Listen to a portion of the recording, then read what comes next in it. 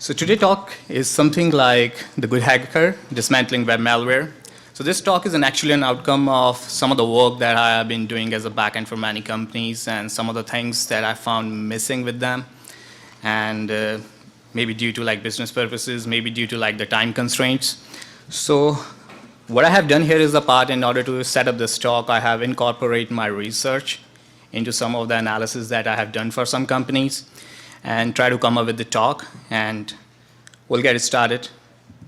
So I would like to lay a disclaimer. So all the contents that I'm going to discuss in this talk is already on my own research and does not relate to any of my employer.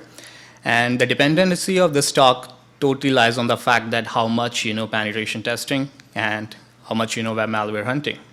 And I really want to thank Digital for supporting this talk, and I think I definitely tell you people to just go and visit the booth. It's a great company to work for. So just a little background of mine, what I'm doing. I'm actually a founder of SecNiche Security and independent research labs, where I just work as a backend researcher for many companies, working side by side with my PhD. I previously worked for Armorize, Cozink, and KPMG, regular speaker at security and hacking conferences. So love to write a lot of stuff on my research and hacking aspects of security. And that is a collaborative work with my advisor. So what the equation of this talk is all about. So this is what the equation lays the fact that if you want to be a good malware hunter, a good hacker, you need to have all these three basic things. Any guy who's working on a professional level as a security analyst, security researcher, penetration tester, or whatever. So if you really want to learn more of like a malware hunting, you need to know all these three things. So these are some of the three basic pillars. If you miss one of it, you are missing a lot of things, and you probably not to get to the point where you could be if you know all these three things. So my motive of this talk is particularly to set up a benchmark prior to discussing about the case studies that I have done. And so the case study revolves around, so how many have you heard about the black hole exploit pack? Or maybe SpyEye botnet, I hope. Must be, yeah. So we'll let you know how we pawn that and how we find that vulnerable servers and how we hack them back into it. So today's agenda revolves around the fact that we'll try to look into the malware paradigm in the online world, and then we try to look into the reality of browsers. Why the reality of browsers? Just try to look into what kind of browser versions are still in use, and it's really good. And it's really required to understand the browser malware taxonomy. We published that taxonomy in the virus bulletin, and it is being really required to understand what kind of malware we are dealing with. And so we're looking to try to set up a small brief introduction about how website infection works and the type of strategies used by the attackers, and then why website traffic analysis is important. Look into the methodology, and right at the point talking about the case study of black hole and the SpyEye. Then we'll jump on to the conclusion. So let's look at the anatomy of malware. It's some sort of unbearable truth. So every day you find a lot of news, notifications about the fact that how the world is getting hampered by the web malware. So these are some of the things, and looking at the kind of frequency in this slide, you can see how much we are getting impacted by the web malware. It's pretty good to understand the web application security, and it's really good because this is the one part of it. But what after that? If you get exploited, so we have a basic understanding, preventing or preserving some sort of vulnerabilities that are persisting in web apps. We can cure that, but that is not at all a part. It requires a lot of other things. If I talk about a business perspective, a company who is doing a web app security, if they have a good guys who know how to hunt malware, you can start up your own service line by giving up an extra additional services to the guys. Yeah, that's what I do. So that's why it is really required to know all the artifacts in a detailed manner. And how we look at the malware impact on real world? Well, every single country is getting impacted by it. Maybe some of not where we won't find an internet, in some parts of Africa and somewhere, but rest of all, everybody, especially America. So we need to look into the fact how diversified this malware is. And it doesn't care about the cross borders or something like I'm in Israel, I'm in malware. It's just internet. And that's why we really look into this artifact, why we really need to hunt this malware down. And jumping onto the underground malware, I put this slide because I really like it because, we are doing business to provide security features, security services. So what is going on the underground economy. And this is what is going all around in the underground economy. It's similar to a virtual replica of what is going in here, right? So you can see the kind of prices they have, whether it's a 22 euro, 500 euro, or whatever it is, but everything is getting sold out. So let's say, for example, a botnet is why the people are running botnet. Maybe they are not trying to use that some of the information, they want to sell that up. And that's why they are doing it. So they sell your records, they sell your email addresses, and it's something like $500 for per 10,000 records for the emails. And that's how they sell to the fishers. And that's what they do. So this is a really bad aspect, but this is the bitter truth of our security business and to the underground economy. Just try to get you in touch with how the malware flow model works. So jumping onto the underground economy, people have a virus writers, then they have a website, master crackers. They used to use a term called as envelope stealers, virtual asset stealers. So it's just a model how it actually works. Right from the start, how they infect your website, to the point how they steal the credentials out of your website. It is always good to look into the visualization impact of this factor, just try to get you more understanding why it is being required. And so you look at the malware writers role, what they do. Then you look at the flow of malware websites, how they impact and how they exploit the vulnerabilities in websites. And that's the real peculiar model of how the malware flow model works in the underground economy. And with every point when you get the things done, when you complete your target, you get paid for it when you sell. So everybody have a specific role in here, the virus stealers, envelope guys, and the virus writers. So they pay according to that. They play their role to get the full process functioning in the underground economy. And that's what the real is. So understanding the reality of browsers, so you can look at the scenario. This is some sort of visualization I get from the ie6countdown.com.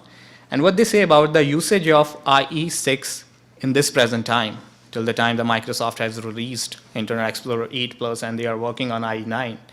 So many countries, so many organizations are still using the IE6. So this can give us an idea, dependency on the dependency factor, that between the IE6 and IE9, if there are vulnerable versions of Internet Explorer is running, how much they are impacting the world. So the world still,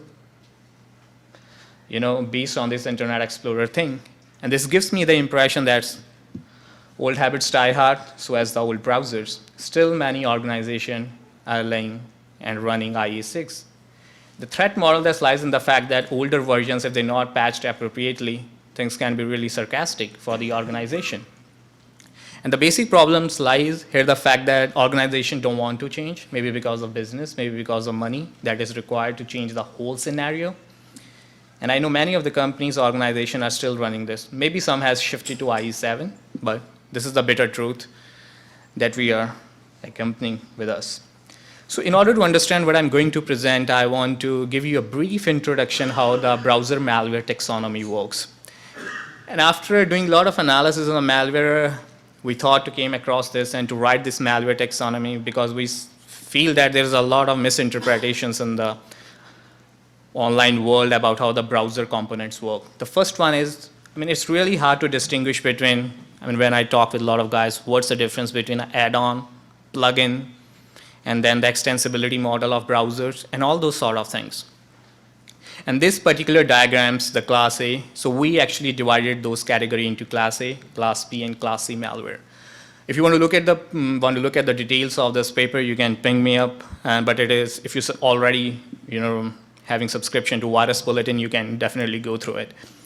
So the basic understanding of this is any malware that runs as an add-on in a browser. It means as a component in a browser. What they suggest that you are running a no-script Firefox add-on, right? And the similar sort of add-on that resides in the browser process itself. So that's why I projected it as a circle and the malware resides in the browser process. So the good point about this part is that all the credentials and all the access rights that a particular browser process has, the add-ons has access to it. And that's why the class A browser malware also been termed as a browser rootkits. Not much research has been done onto it, but one or two people from researchers from Symantec has projected this fact. But this is a big problem. So you must have heard about, if you go through all the news nowadays, there is a transaction stealer who performs transactions through the concept of man in the browser. And that is where this class A browser malware works, the add-ons that resides inside in the browser process. And if you look into the class B browser malware, it is something relates to the plugins. Plugins like Adobe plugins, Flash plugins. And the basic thin line of difference is the fact here is that this browser process is not encompassing the browser B class B malware. So what it's doing, the plugin process runs in a separate address space in the sandbox. But with the incessant vulnerabilities that are present in some sort of Adobe Flash plugins, doesn't cure the sandbox functionality much because you can bypass it with exploit mechanisms, some sort of such as like JavaScript heap spraying. And then from that, they exploit the plugin process. They exploit the plugin vulnerabilities to drop down the malware into your system. And that is where the entry point is, where they exploit the plugins. And this nothing has to deal with the browser add-ons. It's a plugins. So there's a lot of difference between add-ons and plugins. And if you surf on the internet, you'll find a lot of mixed mode definitions, which is not good enough. Because to understand a browser malware, what kind of malware I'm analyzing, I need to understand the taxonomy. Otherwise, just like a peripheral level research we are doing, and we'll not be able to get to the right point. And the last class C malware taxonomy suggests the fact that we have a browser process, we have a plugin process, but looking into the base, we have an operating system kernel, and the malware is installed in the system. So in a very layman terms, like class A, class B, or class C malware have an interdependency factor. So if somebody exploits a vulnerability in Adobe or a Flash plugin, it drops down the malicious executable. And this could be a class C malware, which is installed in your system.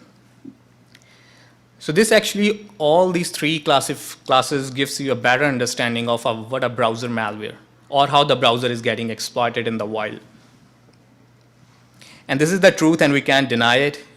But as far as I was saying, like right from the start of the talk, if you really want to hunt malware, you really know what you are dealing with.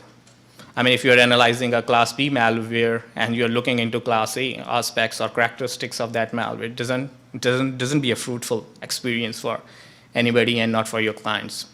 So this is something is all about like browser malware taxonomy. And jumping on to the next part, I want to lay about some sort of website infection that is a really laying stress nowadays. So long live iframe injections, nothing can cure it, because why the malware persists into the web world, I think it's just because of JavaScript. We cannot live with it. We cannot lose JavaScript, because JavaScript is something where all the web business is based upon. And that's why the attack surface is so large because of JavaScript. It's really hard to cure it. I mean, you cannot remove JavaScript out of the web and say, like, we can build a new web based on semantics. But that's not possible. JavaScript is the heart of web security and it's the web development. So that's why what are the possibilities and what are the kind of the functionality provided by JavaScript is getting exploited by the malware. So in this particular thing, we have an iframe injections. How can a iframe injection works? Because iframe means inline framing. And so here is the fact that you look at the iframe source, you can make it hidden. That points to some sort of third vulnerable party. And whenever that particular web page is loaded, it fetches that content and injects the content into your own domain. And the latest exploitation tactics that are being used by the guys are called malvertisements. It's a really, really bad stage here. And I've been contacted by some of the guys, and I want to share the story. It's a bad story, but it's a really good, a real facet of how the business is going on. So that guy actually wants us to do some sort of hijacking proof of concept. So where that guy so he actually wrote a software that's called as an advertisement hijacker. And they want all the Google ads to be displayed on different websites to be hijacked with their own plugin. So class A, they wrote some sort of class A browser malware that acts as installed as a plugin, as an add-on into your browser, and hijacks all the Google ads and replaces it with their own ads so that they can more and more traffic out of it. And this is the true fact, and they are paying like quite high amount of money for that. So the whole scenario of sharing this story is the fact that you can look into the fact how the browser malware is going on. And the basic problem is how the business is going on.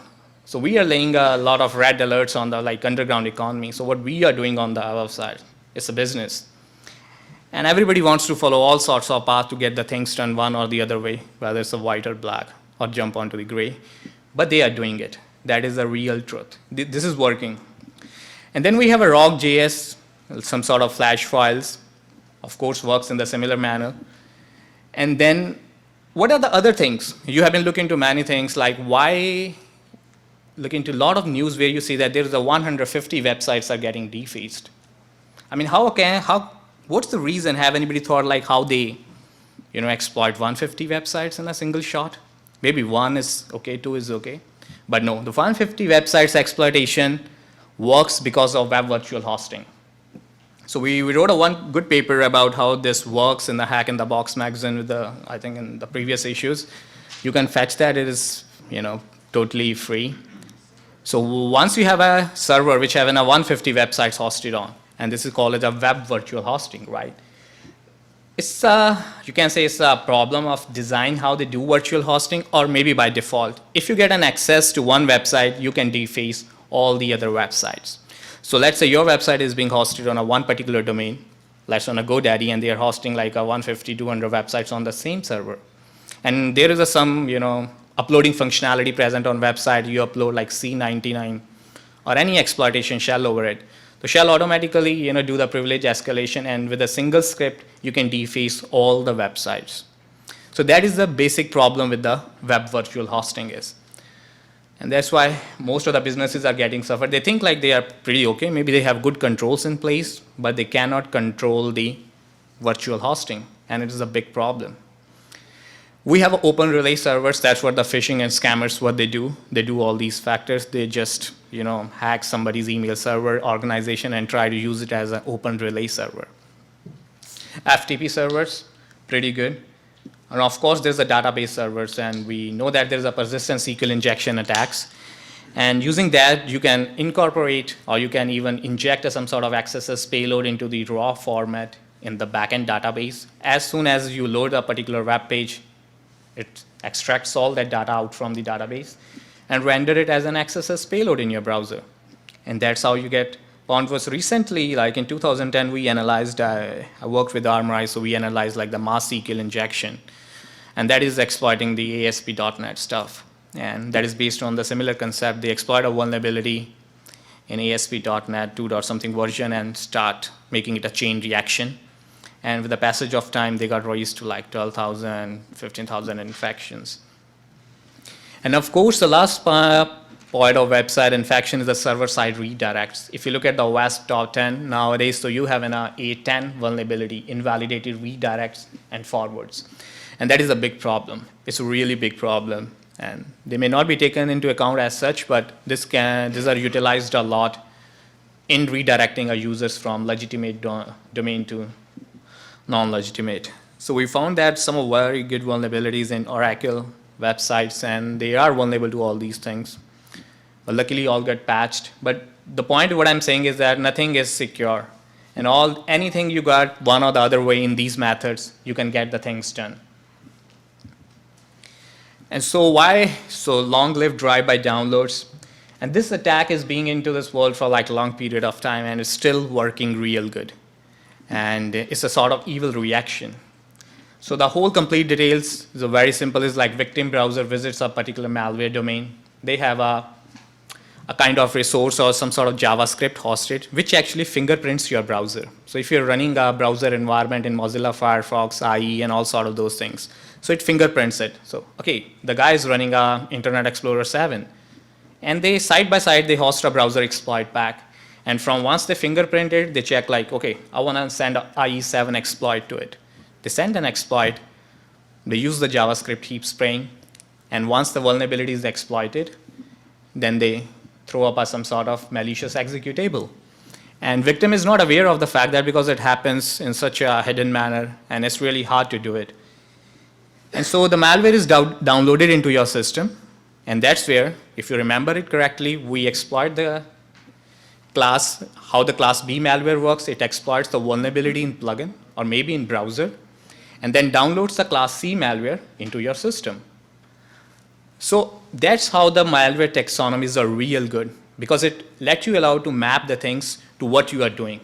And it's a basic understanding. So if you analyze a class C malware, user land rootkits, because browser process works in a user application layer. It's not work as in a kernel land. So that's why whether you have administrator access or you have a normal user access, this will get into there because browser runs everywhere. It's a window of exposure, or it's an internet window that everybody having an interface. So what exactly works? So now the drive-by download occurs and you started become a victim of the malware troll or whatever it is. So how that is actually working from the major exploitation frameworks called as browser exploit packs and the botnets. Let's say, for example, SpyEye is working collaboratively with some sort of browser exploit called as a black hole. So they are hosted on the same server, maybe on a different server. So the whole process repeats. Instead of class C malware, there will be a bot. They can design any shellcode, right? And instead of sending some sort of malware that erases anything, they shellcode that particular bot, which is being dropped into your system, and started exploiting it. And that's how botnets do the thing. So one by one, the botnets keep on increasing and chain reaction works. So again, malware taxonomy, these kind of attacks helps us understand what we need to do and how we need to hack back. And yes, so this is an advanced layer that have been noticed last year by, I would really love to say the Armorize that did some research on that. It's a drive-by cache. Another variant, maybe a brother or maybe a sister of drive-by download. So what it actually says, so if you look at the model at the down part, and you will see that there is 5 different steps how a drive-by download works. And the similar pattern has been subjugated for the drive-by cache. And only the second thing is that they say like by drive-by download, you load the URL, you execute exploit, shellcode happens, downloads some malware, runs the malware. But what happened in drive-by cache? Why drive-by cache?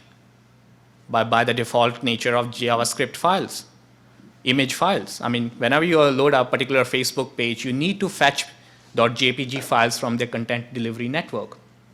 And that resides everything in the temporary directory. Yes, that's where the cache comes to play. Yeah, it depends a lot how the web application sets up a cache, but by default it's being there. So at first the malware is downloaded into your system. It's not run. The exploit is actually downloaded, which actually performs another legitimate steps, which are like executes exploit, and then executes shellcode, and then install the malware into the system. And that's the 2 different scenario. So we have seen this variants of drive-by cache, but it is not as such in relation or in frequency to the drive-by downloads. And that is a big factor.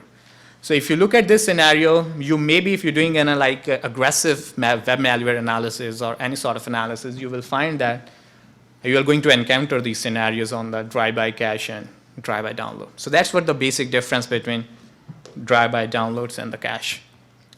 Now jumping back onto the business scenario. So we have a very web malware firms which provided services based on that. And what they do actually, we have like Dissecting, we have Armorize and those sort of things. We do like live monitoring of malware on your websites, right? So what is the basic scenario when I try to look into their tools and all that? This is a very general and basic layout of the framework that I come with. So it's some sort of URL dissection. So it scans everything, your web page, and try to find out what kind of URLs you have in it. Once you do that, then they try to look into the blacklisted URL. All the 90% of the tools use Google Safe Browsing. That's what it is all about. And then they have blacklisted URLs. Then of course that domains are blacklisted and they already have some sort of database that say this is a malware specific domain. You get a malware specific URLs, you have a clean URLs, and you have a suspicious URLs. And why the suspicious URLs comes from the fact that there is a chain. If a particular website is linked to another website, which has a like Google blacklisting or some sort of those things, then they like there might be a suspicious nature. You need to take care of that fact. And that's what these tools are doing a lot. And that is a very, very general scenario, how most of the online and other web malware tools work. Now the case is, so we have done a lot of things. We understand about browser malware taxonomy. We understand how the browser malware works, how the drive-by downloads works, drive-by cache works. Now what? So we got all the entry points, how the system is there, or the things that are required to perform a particular analysis. But the caution is now web malware hunting. It's really good we have an automated tools. Even when we do like web application security, we run automated tools, IBM, all sort of things. But I think manual analysis is really required. And it's not something, just verifying or validating the vulnerabilities that are provided by the tool. It's just beyond that step. And that step involves your thinking into that particular case. And we are going to look into the web malware hunting core, what is being required and what a hacker needs to know to do that things. This is what we do, what we follow while performing live analysis. And let's get it started. So this is hunting web malware. What kind of techniques and tactics you are required? If you remember at the first starting of this talk, I pointed that the equation of this talk is our rigorous penetration testing, rigorous web application security, and extensive malware analysis understanding. And that is how it is going to work. So what do you need to know on that perspective? And the first one is like detailed understanding of different malware taxonomies. We did that. We looked into one of the basic browser malware taxonomy, because browser is a window of exposure and exploitation. We know where the entry points are, what components are getting exploited, and those sort of things. We looked at the malware advertisements. We look at the drive-by downloads. And again, we jump onto the categorization and classification of malware is important. Taxonomy provides it. Okay, A, B, C, what kind of malware, what kind of characteristic it has in a system, how it is going to exploit a system, where we can find it. So if I say like a very general malware analysis scenario works on the fact that any malware installed into a system must do some sort of file system activity, must do some sort of registry manipulation, must perform some ingress, egress, filtering of traffic, and input-output activity. That's what the four things where we lay filters and we find that, okay, we got the malware, and that is all done. But there are certain other things that we require, and that is the penetration testing in that, whether it's a web, whether it's a system. And we'll look why it is critical and why it is important by looking at the case studies that I'm going to discuss just a little later. So categorization and classification, understanding of the browser exploitation in detail.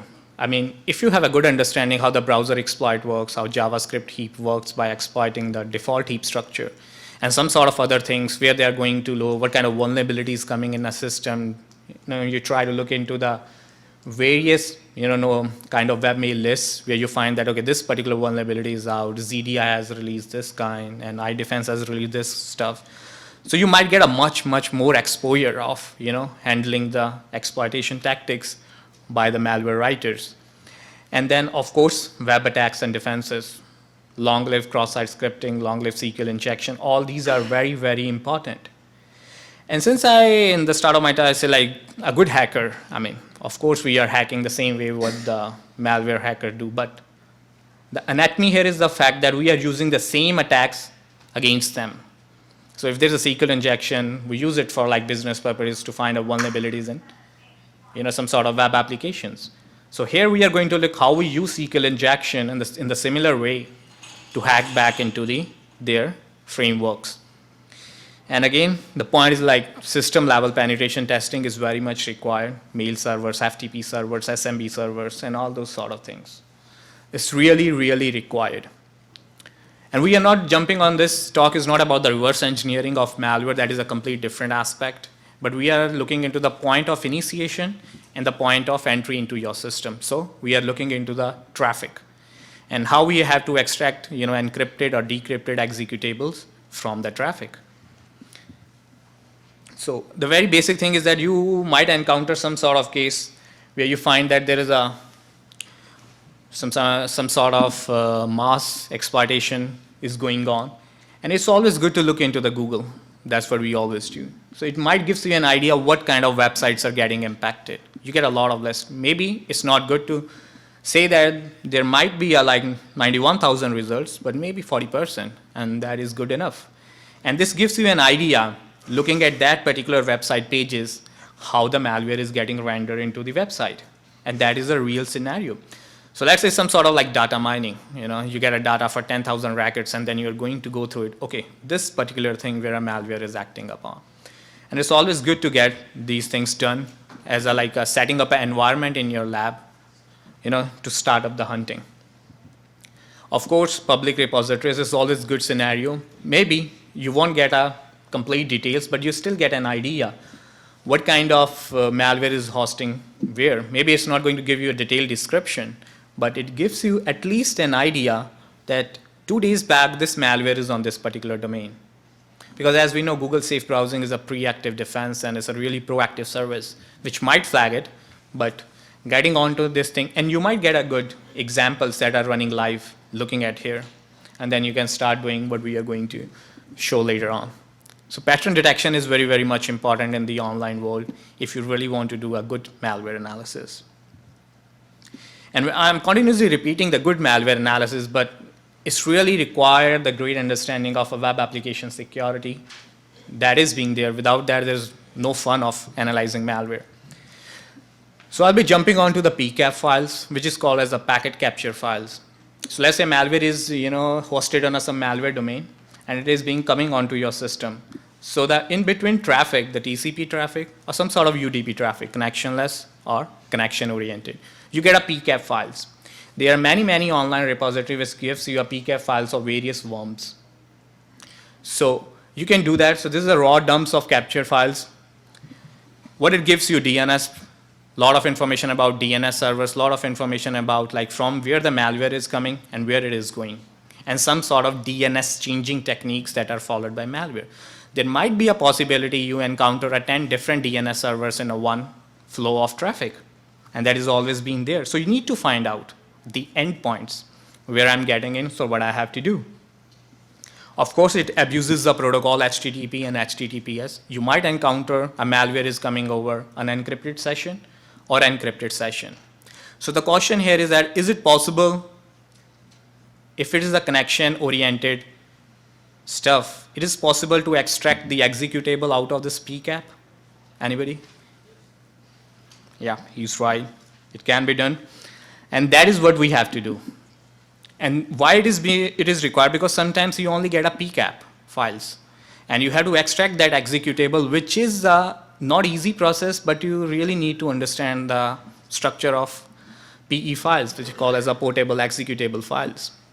The only good thing about it is that Wireshark provides that option, which is called as a TCP session flow, and you set up a full session flow and get the things done. But you need to be very, very careful. Of course, you should not deal with some sort of encoding or decoding while extracting that particular binary. You need the raw data, check out what is the length of that particular session and when the whole file is being transferred, chunks of, and then you can do the things, and we'll show you up later on. And apart from Wireshark, I love this tool. This is a pretty good tool called as a network miner. Go ahead and try this one up. It's a pretty dynamic analysis tool. Just start listening onto your Ethernet capture frame files, and then what it does actually set that particular Ethernet adapter in a bedazzle state and try to listen to all sort of things. And it extracts. So basically, it's a data mining tool. It extracts all sorts of information for you. Okay, these are the files have been transferred from the Facebook to your account. These are the files have been transferred from Twitter or whatever to your machine, and it gives you a good idea. So you get a lot of mapping out of this tool, and it is a very good tool in doing web malware analysis. Apart from that, somebody don't like Windows, I think the Explico tool is a pretty good tool. You should try this one out. It has an interface based on Nix platforms. Pretty good tool, and it is very much required to perform the web malware hunting. Gives you a lot of information, and you can export a lot of data out of it. And who can forget the Scapy? It's a Swiss Army knife, pretty much required. Why? It gives you a modular control of how to set up a packet. I mean, you can design your own packets and set up to the malware domain and check how it is being replying back. And that is pretty much required, the Scapy tool. And I think it must be in the tool set for any malware researcher on stuff. So just walking down through the traffic dumps and analysis. So we apply filters in Wireshark, pretty simple thing. And then we used to create a PCAP files. We have PCAP files and how to extract data using SCAPI. So we have these particular two functions, RDPCAP and sniff functions, provided in the SCAPI itself. So you can write a small script in Python, get the things done. As we know, Python is pretty powerful, really leverages a lot of information. And then you can look into their data operations, how to do it. I mean, this again depends a lot what kind of malware you are analyzing or what you are actually dealing with those files. So this example simply says that you can write a byte headers pretty easily. And what kind of other required data operation you can do. And again, as I discussed about example of network miner and Explico, you can use those tools to do the data mining in the network. And that's how traffic dumps and analysis we need to do. And again, simple way to extract executable is the fact that follow the TCP session stream in the Wireshark. You should be sure of what is the length of that particular packet capture and where you are dealing with the things.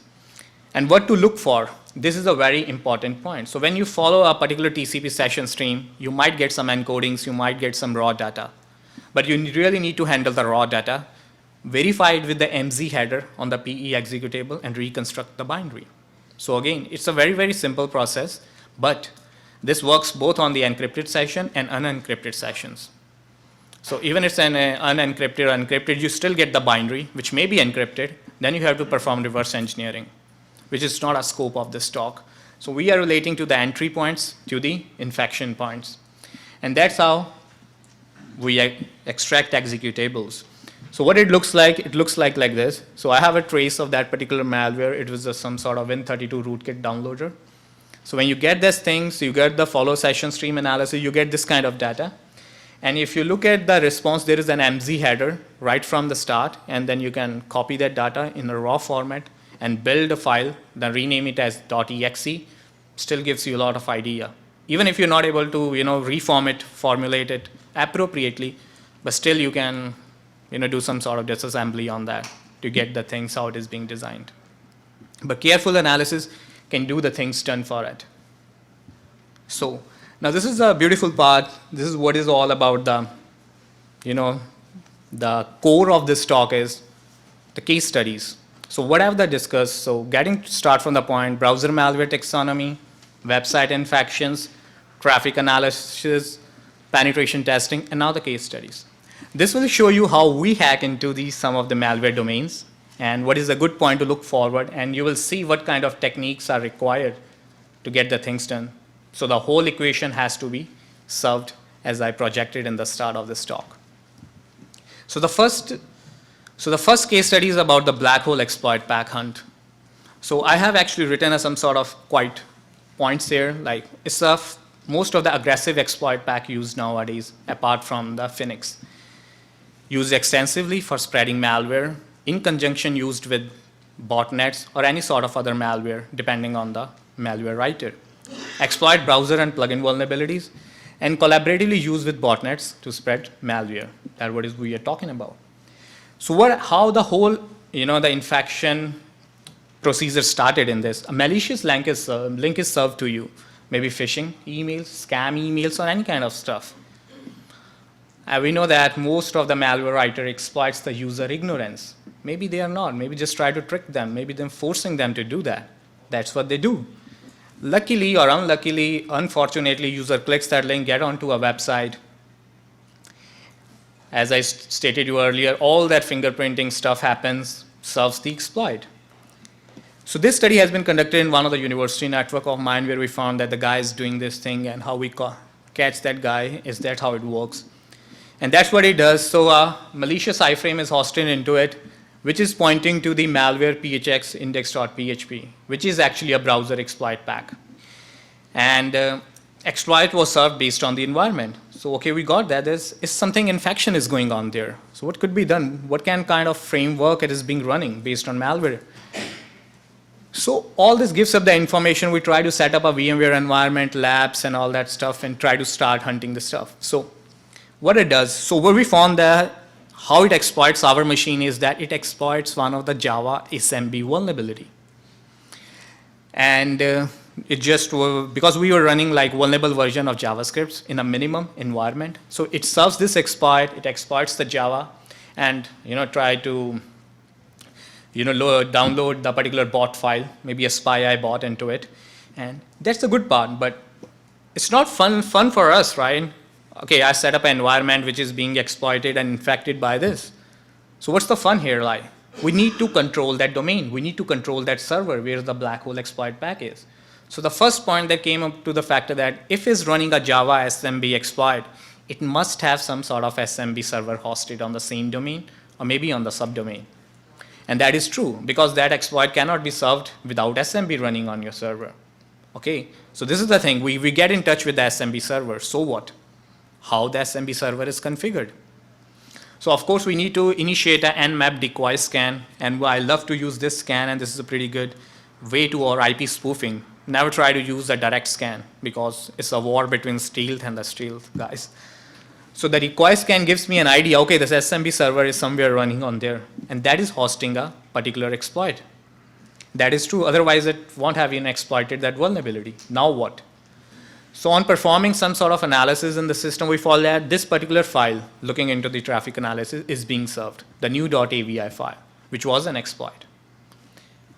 Okay, this is pretty good while we got the file, but how it is being sent by the SMB server? So it actually uses the UNC naming conventions. When you try to browse a computer in a LAN network, you do that thing, universal naming stuff, and then you simply got it on the intranet.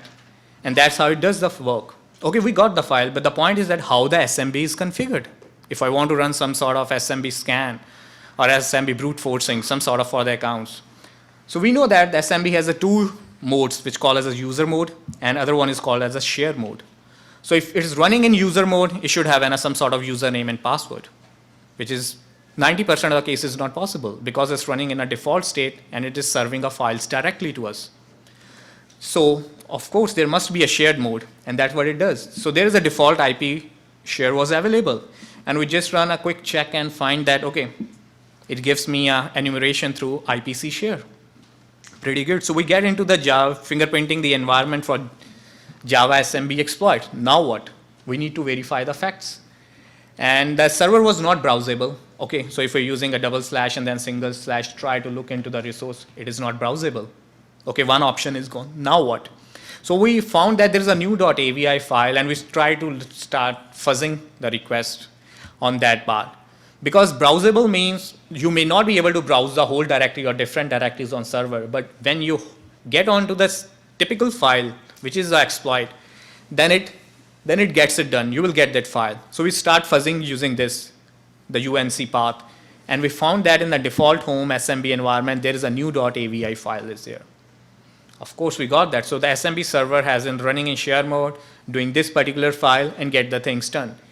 And if you have a good understanding of SMB, you will feel that if this is a problem where browsable is not allowed, you will try to fetch that this may be a particular options, global or SMB, and this may be configured in this way.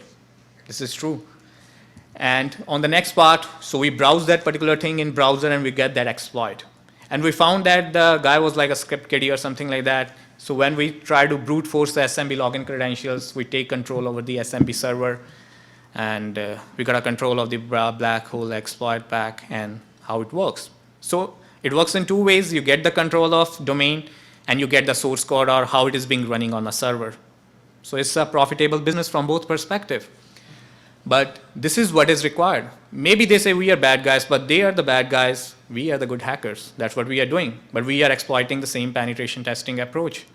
And considering this case study, you will find that why it is necessary to have information for all these three things to get the control. And the last one is like latest, we found a vulnerability in SpyEye botnet command and control server. So the SpyEye CNCs, as I say, you can go for Google pattern matching, then you can go for various online websites. And if you get some malware hosting domain, so it again depends on a lot what kind of version of SpyEye is running. So we exploit a 1.3 version, what it does. So we got a SQL injection in it. And this SQL injection is so productive that we don't even need to log in into a particular thing. And that particular domain and server is running a MySQL version, which is running on 3305 port. And getting on this particular SQL injection vulnerability, if you look at the screenshot, we start running the injections. And first one is the version number. So when they run a blind SQL on it, we get a version number. Jumping on to the next part, we try to see what kind of database is running. So it gives us the live Tom6 database. And the last and the final shot we did is to get the MySQL user root password.